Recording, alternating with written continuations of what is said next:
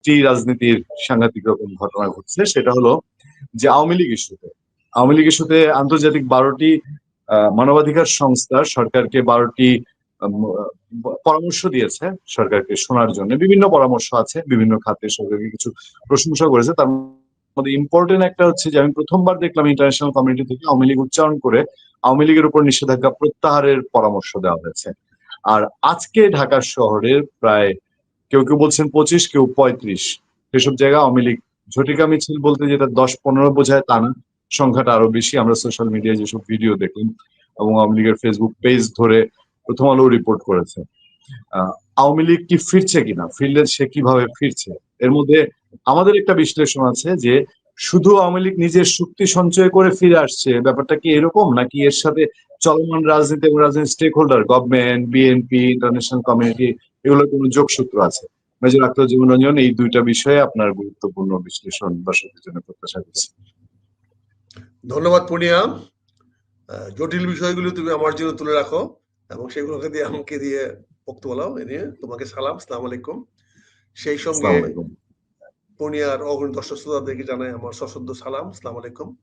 সবাই ভালো থাকবেন, সুখে থাকবেন। আপনি বুঝতে বসতেই কমেন্ট শুরু হয়ে যায়, কমেন্টের পর কমেন্ট। আমি তো আপনার অনুমতি না নিয়ে দর্শকের কমেন্ট পড়তে পারি না। জি প্লিজ প্লিজ। সবাই নিরাপদ থাকবেন, নিরাপদ থাকাটা খুব প্রয়োজন।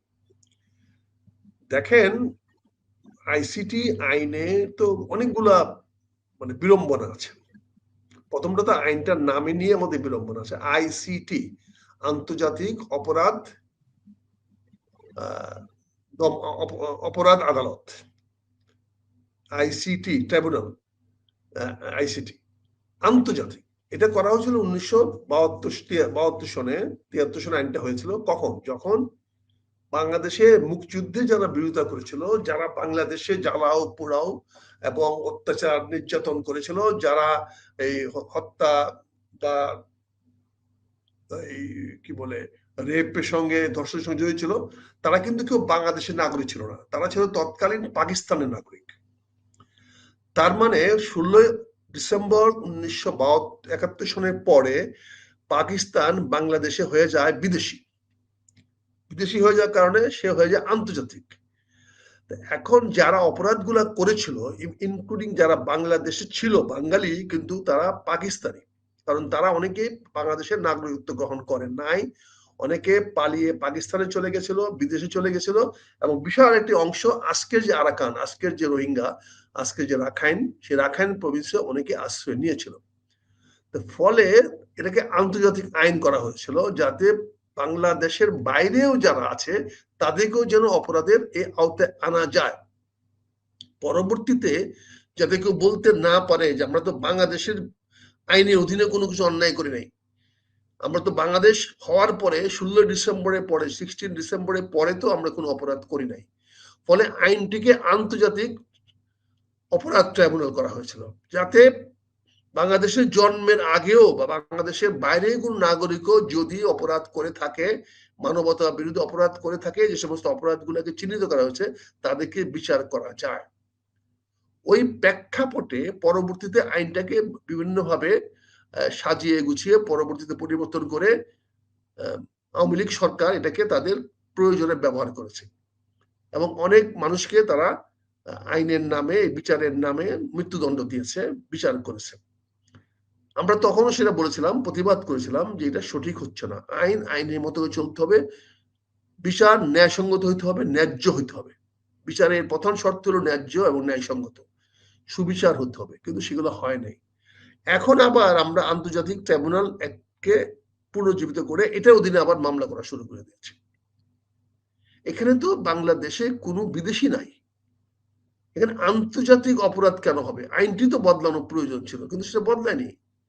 এখানে আন্তর্জাতিক তো কোনো লোক এখানে নাই, এখানে সকল বাংলাদেশের লোক।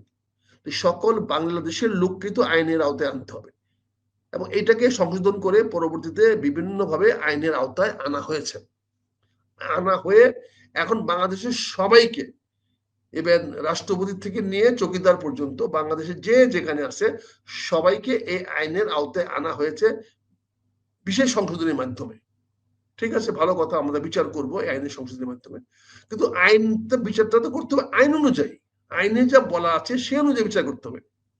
তারপরে যখন আমরা কুলাতে পারছিলাম না, অনেকের চাপে, অনেকের কথায়, অনেকের বুদ্ধিতে, মেধায় আমরা 20C কে প্রতিস্থাপনা সন্নিবেশিত করেছি, অর্থাৎ আইনের সঙ্গে সংযুক্ত করেছি গত 6 অক্টোবর 2025 সনে। 20B 20-এর খর পরে আমরা 20C আইনের মধ্যে অন্তর্ভুক্ত করেছি। সেখানে আমরা কতগুলো ধারা দিয়েছি, দিয়ে বলেছি যে এরা কিছু কিছু জিনিস পড়তে পারবে না, অর্থাৎ সংসদ হতে পারবে না, বিভিন্ন বিচারে আওতায় আসতে না, আগামীতে চাকরি বাকরি পাবে না, এগুলো বলেছি।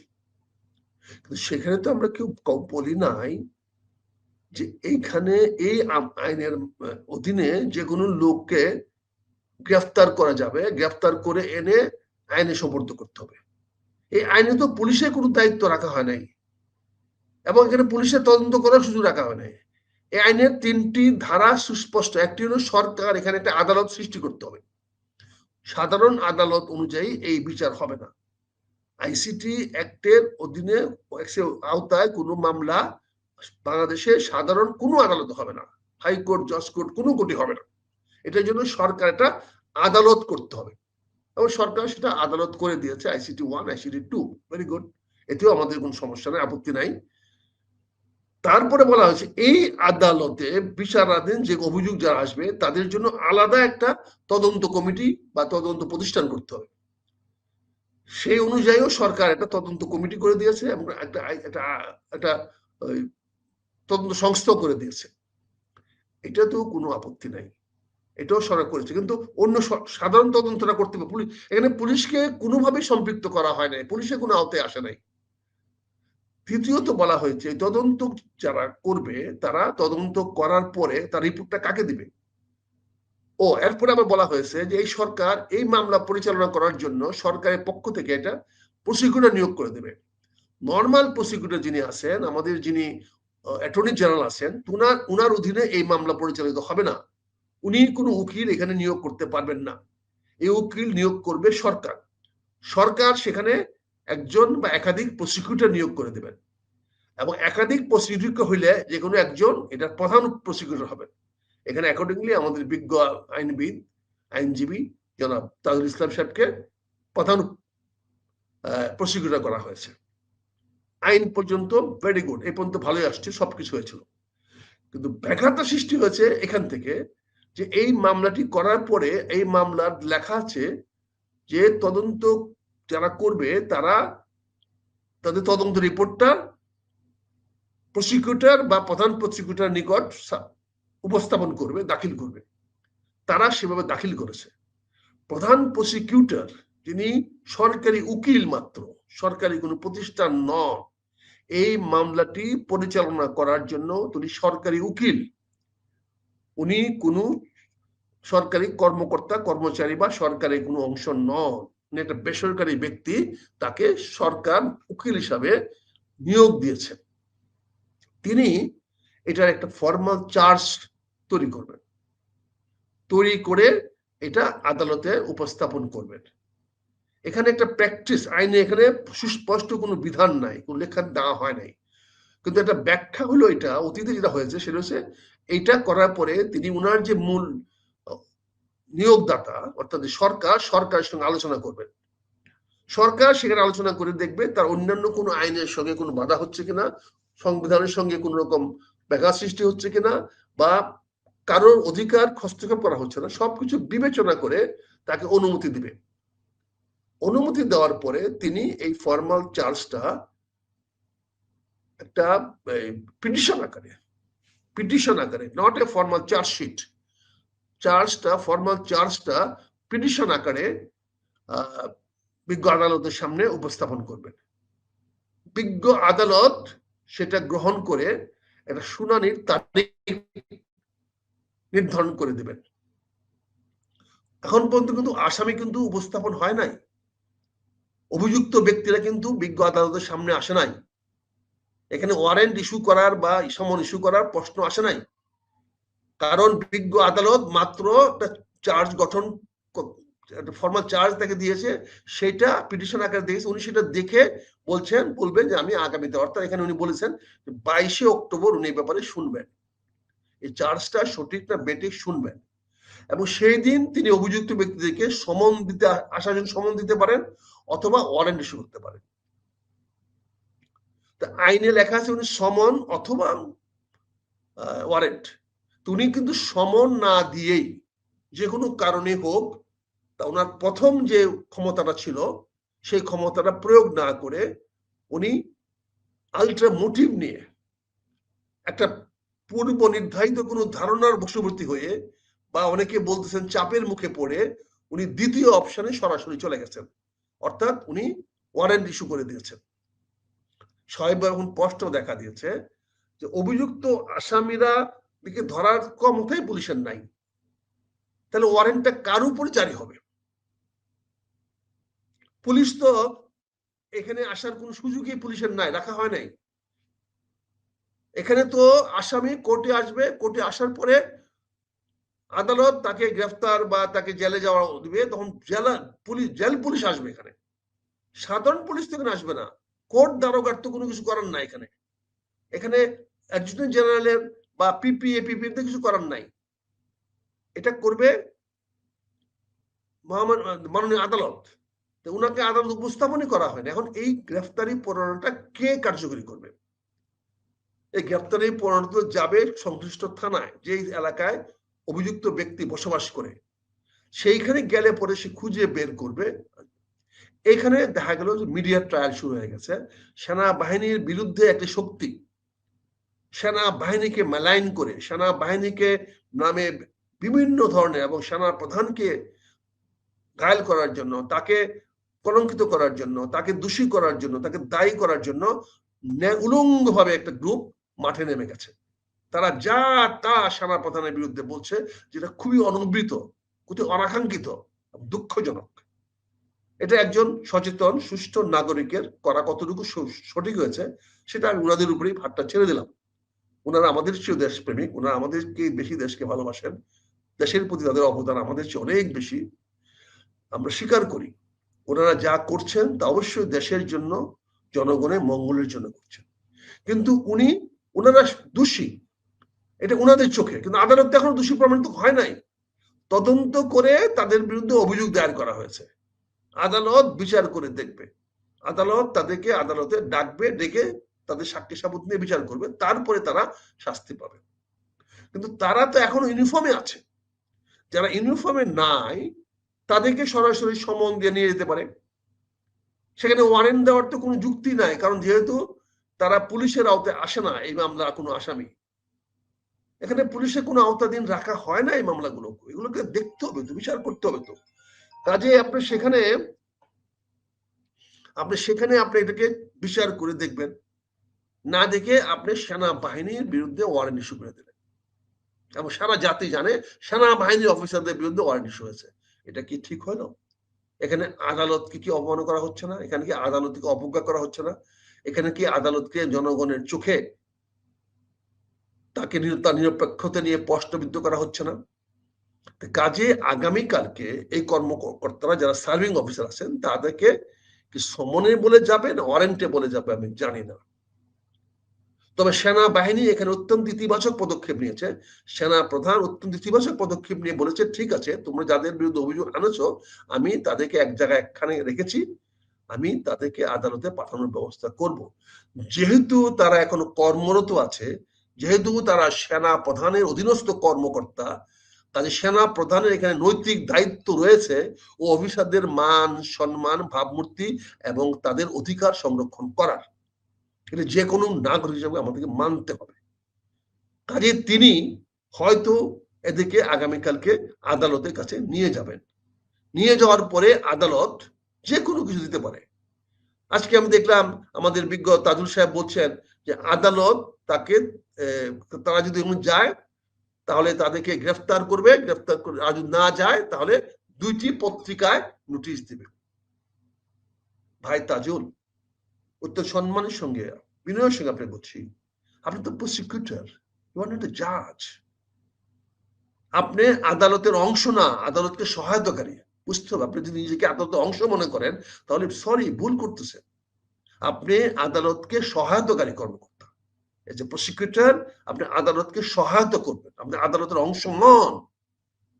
আদালত তিনি বিচার করে দেখবেন যে তাদেরকে আবার ডাকাবেন নাকি আবার সমন ইস্যু করবেন, না কাউকে দায়িত্ব দিবেন, না পত্রিকায় নোটিশ দিবেন, এটা ওনার দায়িত্ব। তা আপনি এগুলা বলে দিয়ে মাননীয় আদালতকে আপনি অবজ্ঞা করছেন, আদালতের উপর ডিকটেট করার চেষ্টা করছেন, আদালতের উপর হুকুম জারি করার চেষ্টা করছেন। এটা তো সাধারণ মানুষের মনে হইতে পারে।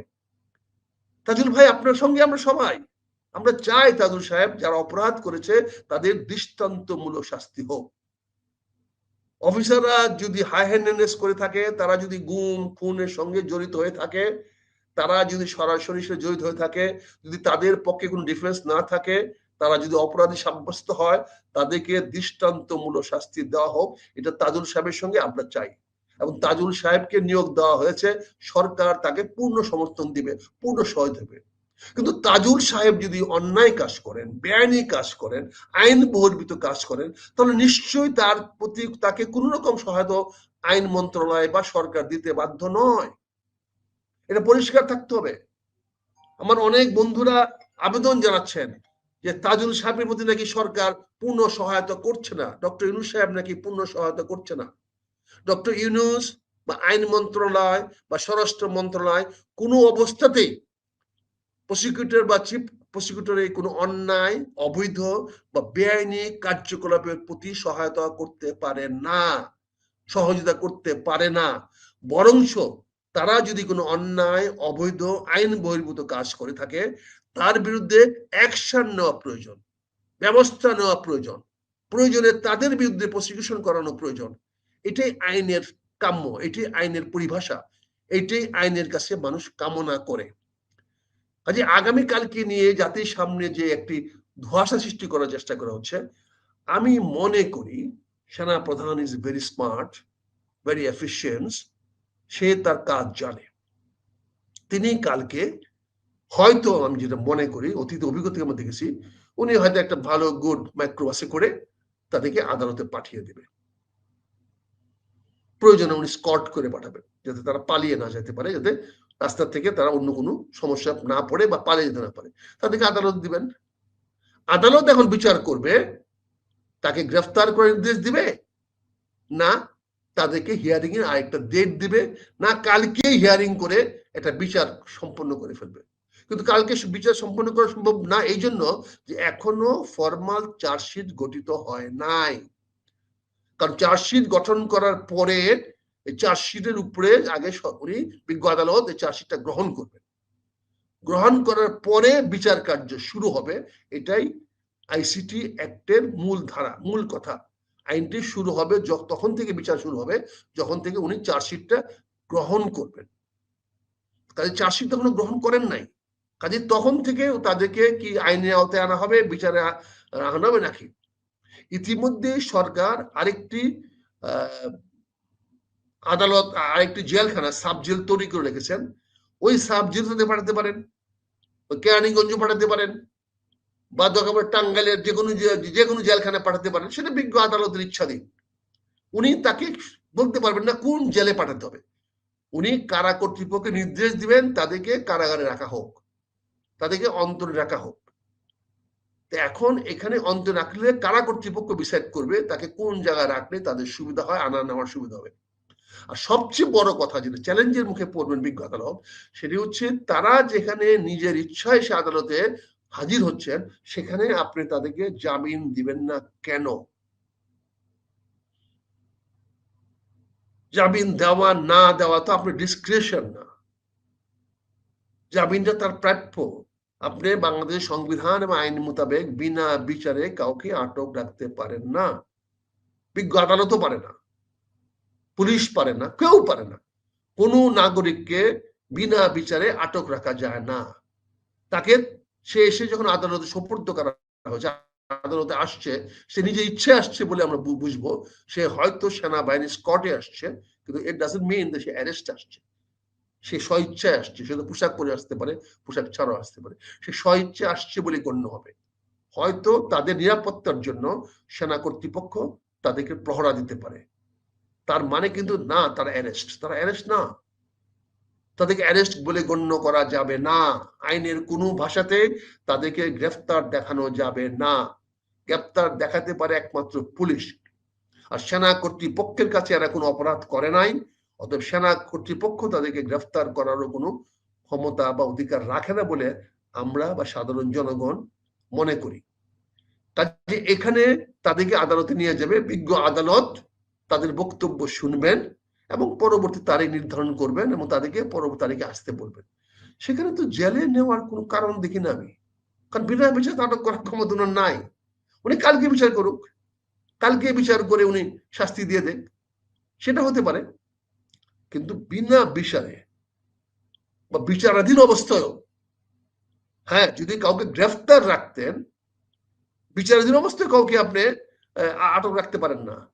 পারেন যদি কেউ গ্রেফতার থাকে তাহলে তার জামিনটাকে ডিনাই করতে পারেন, তার জামিন না দিতে পারেন, এবং সেটা পুলিশের বক্তব্য অনুযায়ী হবে। পুলিশ যদি মনে করে যে তাদেরকে পরবর্তী দিনে হাজির করা পুলিশের পক্ষে সম্ভব হবে না, জামিন দিলে হয়তো সে নাও আসতে পারে, তখন বিজ্ঞ আদালতের উপর জিনিস দায়িত্ব বর্তায়। তখন তিনি কোনো জামিনদার পাইলে, বিশ্বাসযোগ্য ওনার কাছে গ্রহণযোগ্য জামিনদার পাইলে তিনি সে জামিনদারের জিম্মায় তাকে জামিন দিতে পারেন। এটা আদালতের ইচ্ছাধীন না। পুলিশ ও বলবে যে আমি পারবো না তাকে পরবর্তী দিন আনতে, আমার ভয় হচ্ছে, আমার সাধ্যের বাইরে হবে, তখন আদালতের উপর গিয়ে বর্তাবে। তখন আদালত চিন্তা করে দেখবেন তিনি কি রিস্ক নিবেন কি নিবেন না, ঝুঁকি নিবেন কি নিবেন না। তো ঝুঁকি না নেওয়ার তো কোনো কারণ নেই। উনি যদি একজন কেউ যদি দায়িত্ব নিয়ে বলে যে হ্যাঁ আমরা আজকেও নিয়ে আসছি, আগামী দিনে নিয়ে আসবো, এবং সেখানে সেনা কর্তৃপক্ষ যদি বলে যে আমি আদালত তারিখে নিয়ে আসবো আমাদের দায়িত্বে, সেখানে জামিন না দেওয়ার তো কোনো কারণ নাই, সেখানে পত্র পত্রিকায় নাম দেওয়ার তো কোনো কারণ নাই। তবে আজকে যে কথাটা বললেন, প্রসিকিউটর সাহেব বলেছেন, অত্যন্ত ভালো কথা বলেছেন, বিজ্ঞ কথা বলেছেন। দিস ইজ দ্য প্রসিকিউশনের লিগ্যাল স্ট্যান্ড। আইনগত অবস্থান থেকে উনি বলেছেন যে বিজ্ঞ আদালত জামিন দিতেও পারে, নাও দিতে পারে। এইটাই হলো অ্যাকচুয়াল সঠিক আইনি পদক্ষেপ। প্রসিকিউটর সাহেবকে আমি ধন্যবাদ জানাই, সাধুবাদ জানাই। He is really sincere, honest and বিজ্ঞ আইনবিদ। উনি আইনের ভাষায় কথা বলেছেন, ন্যায় বিচারের ভাষায় কথা বলেছেন। এটা সম্পূর্ণ বিজ্ঞ আদালতের ইচ্ছাধীন, দিতে পারেন কি না পারেন। আর আমরা নাগরিক হিসাবে, সাধারণ নাগরিক হিসাবে, দেশের একজন নাগরিক হিসাবে আমরা বিচার ব্যবস্থার উপর আমাদের আস্থা আছে, বিশ্বাস আছে। তাই আমরা জানি, তাই আমরা আশা করতে চাই যে বিচার ব্যবস্থা, বিচারক সাহেব আইনের বহির্ভূত কোনো পদক্ষেপ নেবেন না, আইনের বাইরে উনি কোনো কিছু করবেন না, উনি নিজের ইচ্ছা অনুযায়ী কোনো কিছু করবেন না। আইন উনাকে যা করতে বলে, আইন উনাকে যে বৈধতা দিবে সেইটুকুই উনি করবেন। এটা একজন সাধারণ নাগরিক হিসাবে আইনের কাছে, বিচারকের কাছে আমাদের কাম্য।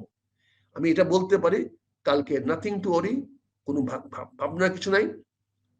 আমি মনে করি সেনা কর্তৃপক্ষ যথাযথ সম্মানের সহিত, সম্মানের সঙ্গে এই অভিযুক্ত ব্যক্তিদেরকে আদালতের কাছে নিয়ে যাবেন।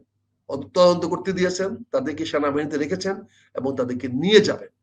এটা নিয়ে আমার মনে হয় এই সেনাবাহিনীকে বা সেনা প্রধানকে উত্তক্ত করার মতো বক্তব্য যারা দিচ্ছেন তাদের কাছে বিনীত আহ্বান জানাবো। এমনি দেশটা আমরা বিভিন্ন ক্রাইসিসের মধ্যে যাচ্ছি, বিভিন্ন সমস্যার মধ্যে যাচ্ছি, চারদিকে আগুন, এই জাহাজ ডুবে যাচ্ছে, আমার নৌপথে যাচ্ছে, শুনছি কক্সবাজারে একটা প্লেন গিয়ে ল্যান্ড করেছে এই আগুনের নামে। সেই জাহাজটা কোনো, প্লেনটা কার প্লেন আমরা জানি না, সত্যি কি মিথ্যা তাও জানি না। সেই কক্সবাজার আন্তর্জাতিক বিমানবন্দরে ঘোষণা করার পর পর সেই বিমানটা গেল, সেই বিমানটা কি ঠিক মতো ল্যান্ড করলো কিনা, ওই প্যাসেঞ্জাররা কোথায় নামলো, ওদের মালামাল কোথায় গেল, ওখান থেকে কোনো কার্গো আনলোড করলো কিনা, এই বিষয়গুলো কিন্তু আমরা জানতে পারি নাই। এগুলো কিন্তু কমপ্লিটলি ব্ল্যাক আউট। আমরা শুধু প্রথম দিন শুনেছিলাম যে সিলেট উসমানী আন্তর্জাতিক বিমানবন্দরে একটি না দুইটি ফ্লাইট পাঠানো হয়েছে, চট্টগ্রামে দুইটি না তিনটি ফ্লাইট পাঠানো হয়েছে, এবং কক্সবাজারে একটি না দুইটি ফ্লাইট নাকি পাঠানো হয়েছে। প্রাথমিক নিউজে শুনেছিলাম, পরবর্তীতে আমরা এই ব্যাপারে আর কোনো খবরাখবর পাইনি। এইটির ব্যাপারে আমি সরকারের সদস্য দৃষ্টি আকর্ষণ করব, মিডিয়ার দৃষ্টি আকর্ষণ করব, কারণ এদিক দিয়ে ব্যস্ত রেখে ওদিক দিয়ে কোনো কিছু মালামাল পাচার হয়ে গেছে কিনা এটারও সম্ভাবনা উড়িয়ে দেওয়া যায় না। ওখানেও কোনো কার্গো প্লেন গিয়ে বা কোনো কার্গো কোনো প্লেন ল্যান্ড করে ওখানে কার্গোর নামে 2-4-10 বাক্স মাল আবার অন্য কোথাও চলে গেছে কিনা এটাও খতিয়ে দেখার মনে প্রয়োজন আছে। আমি তো মনে করি এটা তো গুজব, সত্য নাও হতে পারে, তারপরেও তদন্ত করে দেখতে, খোঁজ নিয়ে আপত্তি কোথায়? এটাও খোঁজ নিয়ে দেখা হোক।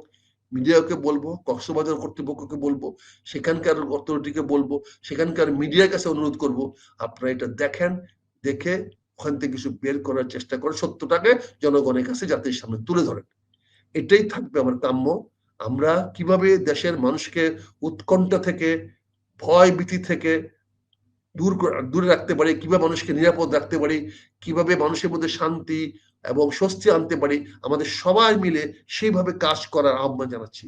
অযথা কেউ আগাম কথা বলে 1-2 বছর পরে নির্বাচন হবে, নির্বাচনে কোনো পথ নাই, বড় বড় সেনাধ্যক্ষর এই সমস্ত বক্তব্য দিয়ে জাতিকে বিভ্রান্ত করা, এবং নির্বাচনের কোনো আশা দেখি না, এবং বিএনপি 2 বছরের মধ্যে ক্ষমতায় আসতে পারবে না, এই ধরনের বিভ্রান্তমূলক বক্তব্য বড় বড় সেনা কর্মকর্তাদের কাছে আমরা আশা করি না।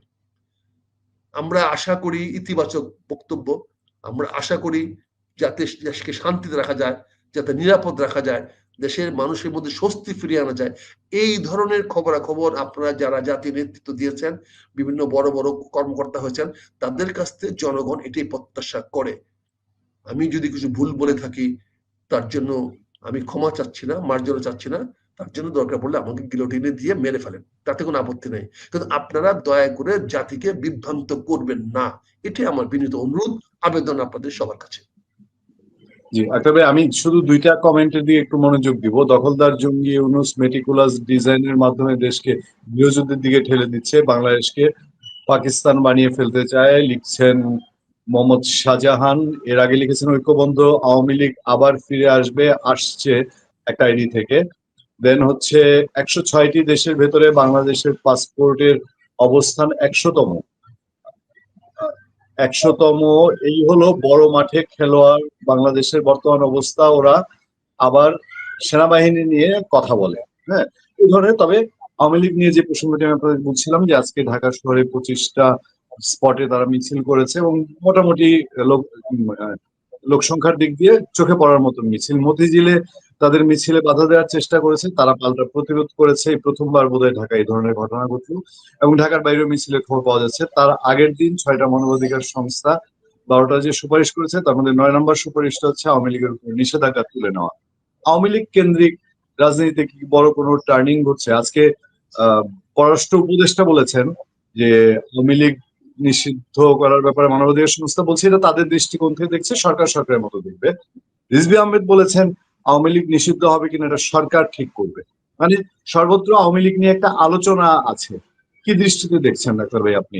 দর্শকদের উদ্দেশ্যে একটু জানতে চাই। হিউম্যান ওয়াচের প্রতি আমাদের অত্যন্ত আনুগল্য ছিল। আমরা তাদেরকে, তাদের বক্তব্য, তাদের রিপোর্ট, তাদের অনেক কিছুকে আমরা নিয়ে দেশে বাবা দিয়েছি। এখন এই human watch, human right watch এই বক্তব্যটা যে দিয়েছে, এটা তো ইঙ্গিতবাহী। এটার মাধ্যমে তো এই দেশের মানুষের কাছে আন্তর্জাতিক পর্যায়ে একটা ইঙ্গিত দেওয়ার চেষ্টা করা হচ্ছে। এখানে তো বাংলাদেশের আগামী নির্বাচনটাকে সবাই যেটা বলছে ইনক্লুসিভ, মানে অন্তর্বর্তীমূলক নির্বাচন, যার অর্থ বোঝাচ্ছে সবাইকে মিলে নির্বাচন করতে হবে। সেইখানে বাংলাদেশে আওয়ামী লীগকে, যেখানে এনসিপি বা বৈষম্য বিরোধী আন্দোলন অপ্রাসঙ্গিক করে দিয়েছিল, বাংলাদেশের রাজনীতিতে এনসিপি বা বৈষম্য আন্দোলন ছেলেদের ভাষায়, তাদের বক্তব্যে, তাদের এতে ছিল অপ্রাসঙ্গিক। আজকে যে কোনো কারণে হোক, এই সরকার অত্যন্ত চতুরতার সঙ্গে, অত্যন্ত কৌশলের সঙ্গে পুরো এনসিপি এবং বৈষম্য আন্দোলন দিকে বাংলাদেশের রাজনীতিকে অপ্রাসঙ্গিক করে দিয়েছে। 2025 সনের 5ই আগস্ট এদেরকে যথাযথ সম্মান না করে, তাদেরকে আমন্ত্রণ না জানিয়ে এবং তাদের কতিপয় নেতাকে কক্সবাজারে পাঠিয়ে দিয়ে, তার সঙ্গে পিটার হাসের একটি কাল্পনিক মিটিং এর কথা ছাপিয়ে দিয়ে এবং সেখানে টাকার ভাগাভাগির কথা বলে দিয়ে তাদেরকে কলঙ্কিত করে দেওয়া হয়েছে। তারা যে পেইড হিসাবে, তারা মার্সিনার হিসাবে বিপ্লবটা করেছিল, পিটার হাসের কাছ থেকে টাকা নিয়ে তারা বিপ্লবটা করেছিল, অর্থাৎ তারা ভাড়াটিয়া বিপ্লবী, এই কথাটা কিন্তু 5ই আগস্ট 2025 সনে এই সরকার অত্যন্ত দক্ষতার সঙ্গে জাতির সামনে তুলে ধরেছে। সেখান থেকে কিন্তু অনেক আজকে প্রশ্নবিদ্ধ হয়ে গেছে, তাহলে এই বিপ্লবীরা কি বেতনভোগ বিপ্লবী ছিল, তারা কি ভাড়া করা বিপ্লবী ছিল? এই প্রশ্নটা কিন্তু আজকে হয়েছে, ফলে ওরা অনেক অপ্রাসঙ্গিক হয়ে গেছে। তারপরে জুলাই সনদের দাবিদার ছিল যেখানে এনসিপির বলিষ্ঠ বক্তব্য ছিল যে আগে জুলাই সনদ হতে হবে। সেই জুলাই সনদের সকল আলোচনায়, সকল সভায় এই এনসিপি কে রাখা হয়েছে, অথচ এনসিপি কে সেই জুলাই সনদের দিনের যে দস্তখত করার, স্বাক্ষর নেওয়ার যে অনুষ্ঠান করা হচ্ছে সেখানে তাদেরকে রাখা হয় নাই। তাদেরকে প্রকারান্তরে বিভিন্ন অজুহাতে, বিভিন্ন বাহানায়, বিভিন্ন পরিবেশ সৃষ্টি করে তাদেরকে সেদিন সংসদ ভবনের দক্ষিণ প্লাজা থেকে অনেক দূরে, সেই গুলিস্তান পর্যন্ত দূরে সরে রাখা দেওয়া হয়েছে। এমনকি তাদেরকে সরিয়ে দেওয়ার জন্য পুলিশ দিয়ে পিটানো বন্ধ হয়েছে। তাদের পক্ষে শক্তি জুলাই যোদ্ধাদেরকে ওইখান থেকে, সংসদ ভবনের চত্বর থেকে লাঠি পেটা করে, অকথ্যভাবে পুলিশের নির্মম লাঠি পেটা করে তাদেরকে ওই চত্বর থেকে সরিয়ে দেওয়া হয়েছে। এবং এরকম একটা ভয় ভীতি সঞ্চার করা হয়েছে যাতে এনসিবির কোন লোক যদি এখানে আসে তাদেরকে ছাড়া হবে না, এই ধরনের একটা পরিবেশ সৃষ্টি করে তাদেরকে তার অপসারণ করে দেওয়া হয়েছে। এবং সবচেয়ে বড় জিনিস যে জিনিসটা হয়েছে সেটা দেখেন, এদের প্রতি যে টাল বাহানা করা হচ্ছে, যেভাবে অসম্মান তাদের করা হচ্ছে, নির্বাচন কমিশন যেভাবে তাদেরকে সঙ্গে মশকরা করতেছে, তাদেরকে অপমান করতেছে, তাদেরকে বিভিন্ন ভাবে হয়রানি করার চেষ্টা করছে। এরা যখন এই বৈশ্ব ছাত্র আন্দোলন যখন নতুন বাংলাদেশ তাদের ভাষা সৃষ্টি করেছে, যখন তারা স্বৈরাচার বা ফ্যাসিস্ট আওয়ামী লীগকে ক্ষমতাচ্যুত করেছে, যার একমাত্র কৃতিত্বদার এই বৈষম্য ছাত্র আন্দোলন নেতারা, তারা যখন রাজনৈতিক দল করলো, সে রাজনৈতিক দলকে কিন্তু নির্বাচন কমিশন কোন রকম অভিনন্দন বা অভিবাসন জানায় নাই, তাদেরকে স্বাগতম জানায় নাই, তাদেরকে ডেকে বলে নাই আমরা আপনাদেরকে অনুমোদন দিয়ে দিচ্ছি বা দিয়ে দিব। আমার তো মনে হয় ভদ্রতা খাতিরে দিয়ে দেওয়া উচিত ছিল। তাদেরকে প্রথমবার না করেছেন, দ্বিতীয়বার তয় তদবির করার পরে তাদের অনুমতি দিয়েছেন, তারপরে তাদের কাঙ্ক্ষিত প্রতীক দিচ্ছেন না। এবং সেটা নিয়েও যে সমস্ত কথাবার্তা বলা হচ্ছে, সেই কথাবার্তাগুলো খুবই অপমানজনক। নির্বাচন কমিশনের পক্ষ থেকে প্রতিটা কথাতে দেখা যাচ্ছে তারা পক্ষপাতমূলক, অর্থাৎ তারা এনসিবির বিপক্ষে অবস্থান নিয়েছেন। তাদের প্রতিটি কথাই এনসিবির বিপক্ষে যাচ্ছে। তার মানে কি? তারা নিরপেক্ষ নন, তারা এনসিবির প্রতি নিরপেক্ষ নন, তারা এনসিবির বিরুদ্ধে অবস্থান নিয়েছেন। এটা তো ইলেকশন কমিশনের কাছ থেকে কাম্য নয়, এটা আমরা চাইতে পারি না, আশা করতে পারি না। সেইখানে তাদেরকে সূত্র আছে, আওয়ামী লীগ নিয়ে এখন যে আলোচনা যোগসূত্র আছে, আমি আসতেছি বলে কথাটা ভূমিকা তুলেছি, যে সেখানে তাদেরকে অপ্রাসঙ্গিক করে দেওয়া হয়েছে। তার মানে তিনটে ঘটনার মাধ্যমে এনসিপি তথা বৈশ্ব ছাত্র আন্দোলনকে অপ্রাসঙ্গিক করে দেওয়া হয়েছে। তাহলে ওরা যদি অপ্রাসঙ্গিক হয়ে যায়, তাহলে আওয়ামী লীগ ব্যাক করে চলে আসতেছে প্রাসঙ্গিক। তার মানে যারা আওয়ামী লীগকে অপ্রাসঙ্গিক করেছিল, যাদের দাবিতে আওয়ামী লীগকে নির্বাচনে বাধা দেওয়া হয়েছিল, যাদের কারণে আওয়ামী লীগের রাজনীতি করা হয়েছে, তারাই আজকে বাংলাদেশের রাজনীতির মাঠে কোনো খেলোয়াড় না, তারা অপ্রাসঙ্গিক হয়ে গেছেন। তাহলে তাদের দাবিগুলোর তো আর কোনো মূল্য থাকলো না। তাহলে তারা যে আওয়ামী লীগের বিরোধিতা করেছে সেটা আজকে কোনো মূল্য থাকলো না। তারা যে দাবি করেছে আওয়ামী লীগকে নির্বাচন আসতে দেওয়া যাবে না, এর কোনো মূল্য আজকে নাই। কারণ এটা তো আওয়ামী লীগ বিরুদ্ধে জামাত দাবি করে নাই, এনসিপি যে দাবি করেছে সেই দাবির সঙ্গে তো বিএনপি একমত পোষণ করে নাই, সেই দাবির সঙ্গে তো অন্য রাজনৈতিক দল একমত পোষণ করে নাই, কমিউনিস্ট পার্টি একমত পোষণ করে নাই। এই দাবিগুলো ছিল একমাত্র বৈষম্য ছাত্র আন্দোলনের নেতা কর্মীদের এবং তাদের পরবর্তী গঠিত রাজনৈতিক দল এনসিপির। এনসিপি তো বাংলাদেশের রাজনীতি এখন কোনো প্রাসঙ্গিক না, তাদের তো কোনো গুরুত্ব বহন করে না, তাদের কোনো বক্তব্যকে তো সরকার ন্যূনতম গুরুত্ব দিচ্ছে না। তারা তো আজকে সকল দলের বিরুদ্ধে বলছে, তারা এখন জামাতের বিরুদ্ধে বলছে, বিএনপির বিরুদ্ধে বলছে, সবার বিরুদ্ধে বলছে। তাহলে এরা তো অপ্রাসঙ্গিক হয়ে গেছে। কাজে এদের যাদের বিরুদ্ধে বলছে তারা তো অপ্রাসঙ্গিক না, ফলে তাদের আওয়ামী লীগের বিরুদ্ধে তাদের যে বক্তব্য, সেই বক্তব্যের এখন আর কোনো মূল্য নাই, এখন আর কোনো তার কার্যকারিতা নাই। এখন সে অবস্থান পরিবর্তন হয়ে গেছে। কাজে এখন আওয়ামী লীগ বাংলাদেশের আর 10টি রাজনৈতিক দলের মতোই নিয়মতান্ত্রিক রাজনৈতিক দল। সেখানে পুলিশের তো কোনো অধিকার নাই তাদের মিছিল মিটিং এ বাধা দেওয়ার। তারা তো একই কাজ করতেছে, তারা যে কাজটা শেখ হাসিনার অধীনে আমাদের বেলায় করা হয়তো। যখন আমরা মিছিল মিটিং করতে যাইতাম তখন যেমন পুলিশ বাধা দিত, তেমন আজকে পুলিশ একই অপরাধ করছে, আমি অপরাধ শব্দটা ব্যবহার করছি এখানে, একই অপরাধ করছে আওয়ামী লীগের মিছিল মিটিংকে বাধা দিয়ে। এখানে আপনাদের এনসিপি তো কোনো প্রাসঙ্গিক না, এখন আপনারাই বানিয়ে দিয়েছেন, আমি তো বলছি না। এনসিপি ছেলেদের ডাকে তখন কেউ আসতেছে না, এনসিপির ডাকে তো এখন রাস্তায় মানুষ বেরিয়ে আসতেছে না, ছাত্র যুবকরা বেরিয়ে আসতেছে না, তাদেরকে প্রমাণ করতে হবে। তাদের ডাকে তখন কেউ বেরিয়ে আসতেছে না, তাদের পক্ষে তো এখন আন্তর্জাতিক ফোরামেও কেউ কথা বলছে না। এনসিপির দাবি নিয়ে তো আজকে কোনো বিদেশি কোনো মিডিয়া থেকে জোরালো কোনো বক্তব্য আসতেছে না। ফেসবুকের মোগলদের কাছ থেকে তো আমরা কোনো আবেদন পাচ্ছি না, আহ্বান পাচ্ছি না এনসিপির পাশে এসে দাঁড়ান। তাহলে এনসিপি আজকে সম্পূর্ণভাবে অপ্রাসঙ্গিক হয়ে গেছে। অপ্রাসঙ্গিক হয়ে যাওয়ার কারণে যে সুযোগটা সৃষ্টি হয়েছে সেটা আওয়ামী লীগের পক্ষে সুযোগ হয়েছে। কাজে আওয়ামী লীগের মিছিলে বাধা দেওয়া, পুলিশ ওই কাজটি করছে, ওই অপরাধটি করছে যে অপরাধটি বেনজিরা করেছিল, যে অপরাধটি আগেকার পুলিশ অফিসার করেছিল, হাবিবুর রহমান করেছিল, তারা করেছিল, ওই কাজটি এখন করা হচ্ছে। তাহলে কি দাঁড়াচ্ছে? আমরা একই দোষে সবাই দোষী হয়ে যাচ্ছি। বাংলাদেশের রাজনীতিটাকে আমরা দেউলিয়া করে ফেলতেছি, বাংলাদেশের রাজনীতিবিদদেরকে আমরা এত নিচে নামিয়ে নিচ্ছি যে আমাদের প্রতি আগামী প্রজন্মের ন্যূনতম সম্মানবোধ শ্রদ্ধাবোধ জাগবে না। আজকে যে নতুন পরিবেশ সৃষ্টি হচ্ছে, আজকে যদি আবার ঝাঁকে ঝাঁকে তরুণরা মাঠে নেমে আসে, তখন কিন্তু তাদেরকে থামানোর মতো আর কোনো পথ থাকবে না। সেনাবাহিনীকেও আপনি আজকে কলুষিত করে ফেলছেন, সেনাবাহিনীকে আজকে কলঙ্কিত করে ফেলছেন, সেনাবাহিনীকেও আজকে আপনি অভিযুক্তের তালিকায় নিয়ে আসছেন। তাদের বিরুদ্ধেও আজকে ছোট ছোট রাজনৈতিক নেতারা, যাদের পিছনে 10 থেকে 15 জনের বেশি লোক আছে কিনা সন্দেহ, তাদেরকে দিয়ে সেনাবাহিনীর বিরুদ্ধে এত বড় বড় কথা বলাচ্ছেন যে কথাগুলো তারা নিজেরাও জানে না যে তারাই কথাগুলো বলে তারা ঘরে নিরাপদে ঘুমাইতে পারবে কিনা, কিন্তু তারপরেও পারতেছে, তারপরেও কথা বলতেছে।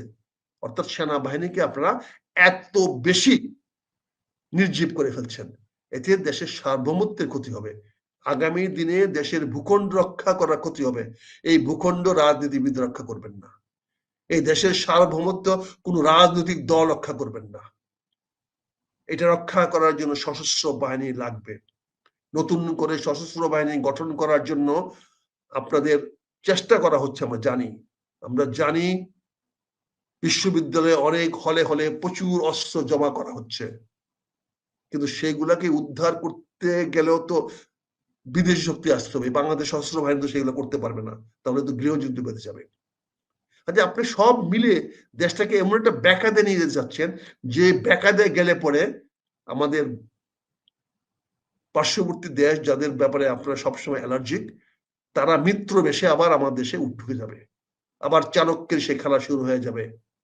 প্রতিপক্ষের ঘরে যদি আগুন লাগে, সে আগুন নিবাতে গিয়ে আগুনটাকে উস্কায়া দাও, যেটা সবকিছু পুড়ে যাওয়ার পরে তুমি তোমার মতো করে ওখানে নতুন একটা ঘর বানিয়ে দিতে পারো।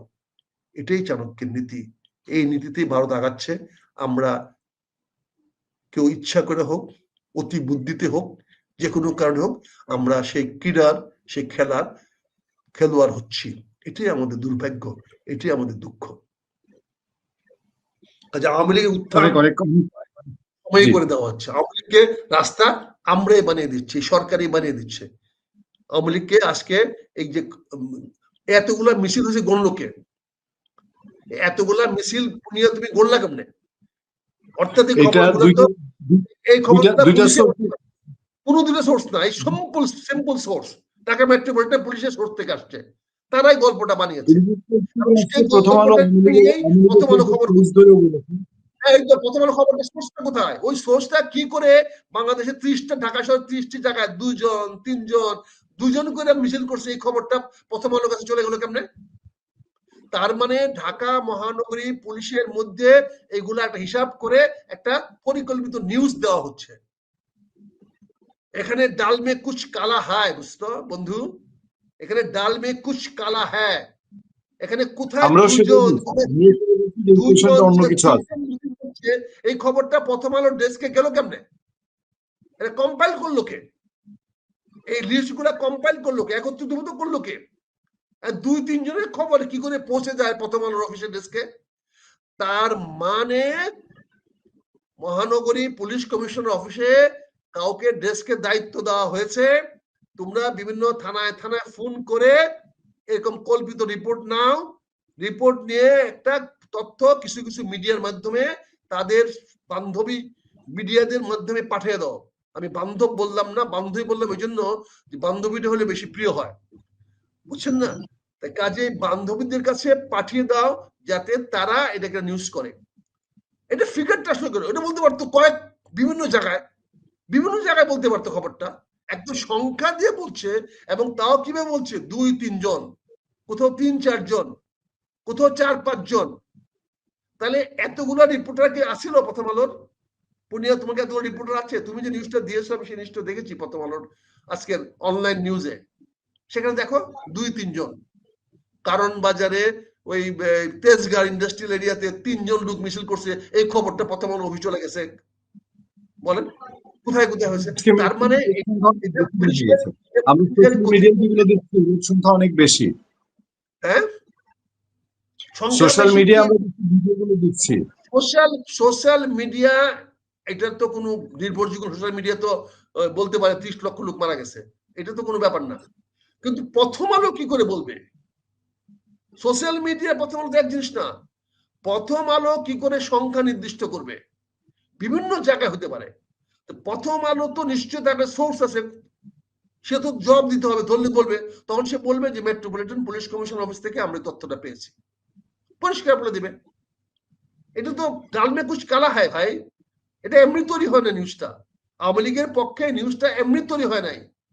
আওয়ামী লীগের পেতাতে আমি তো বলছি, বাংলাদেশে এমন কোন অফিসার আছে যারা আওয়ামী লীগ আমলে 3টা প্রমোশন পায় নাই? এমন কোন পুলিশ কর্মকর্তা আছে? এমন কোন জজ আছে? এমন কোন সচিবালয়, এমন কোন কর্মকর্তা আছে যারা আওয়ামী লীগের আমলে মিনিমাম 3টা প্রমোশন পায় নাই? তারা এত তাড়াতাড়ি বেঈমান হয়ে যাবে? তারা বাইরে বেঁচে থাকার জন্য বেঈমান হতে পারে, হিপোক্রেট হতে পারে, কিন্তু অন্তরে তো তারা এখনো ওই ধারণ করে। কারণ ওই আওয়ামী লীগের টাকা খাইয়ে তাদের সন্তানটা হয়েছে, এই সন্তানটা আওয়ামী লীগের খাওয়ার টাকা। এখন যে ছেলেটা তার বয়স 3-4-5 বছর, এই ছেলেটা হয়েছে কার টাকা খাওয়া? শেখ হাসিনার খাওয়ার টাকায়। আজকে বাংলাদেশের টেলিভিশনে বিকাশের নামে অ্যাডভার্টাইজ হয়, এখন আর ভাতা পাইতে কোনো সমস্যা নাই, বিকাশ আছে। তার মানে কি শেখ হাসিনা এতকাল বিকাশের মাধ্যমে টাকা দিয়ে আসছে, এটাই প্রচার করা হচ্ছে না? পত্রিকা এমনি দিয়ে যে হ্যাঁ বিকাশ আছে, বলেন আপনি এগুলো কিসের আলামত? বলেন আপনি পত্রিকায়, বিভিন্ন পত্রিকা লজেন্সের নামে, চকলেটের নামে শিক্ষকদেরকে অপমান করে যে অ্যাডভার্টাইজ গুলো দিচ্ছেন, এতে কি বোঝাচ্ছে? বাংলাদেশের শিক্ষকদের মান কোথায় নিয়ে যাচ্ছেন আপনারা? ডাক্তাররা এই একটা কি জিরোস খাওয়ার জন্য যে এরকম ভাবে আপনি অ্যাডভার্টাইজ দিচ্ছেন, তাতে ডাক্তারদের ভাবমূর্তি কোথায় নিয়ে যাচ্ছেন? অর্থাৎ সারা বাংলাদেশে মানুষকে খেলো বানিয়ে ফেলতেছেন আপনারা। কাউরে কোনো কৃতিত্ব রাখতেছেন না, কারো কোনো দায়িত্বশীল বানাচ্ছেন না, আপনারা যা খুশি তা বানাচ্ছেন। এখানে 25টার থেকে জায়গা থেকে বিক্ষোভ মিছিল হয়েছে আওয়ামী লীগের, প্রথম আলো রিপোর্টটা করে দিলেন কেন? টু সাপোর্ট হিউম্যান রাইট ওয়াচের বক্তব্যকে। অর্থাৎ হিউম্যান রাইট ওয়াচের সঙ্গে বাংলাদেশি জনগণ একতা প্রকাশ করছে, এই কথাটা প্রমাণ করে দেওয়ার জন্য।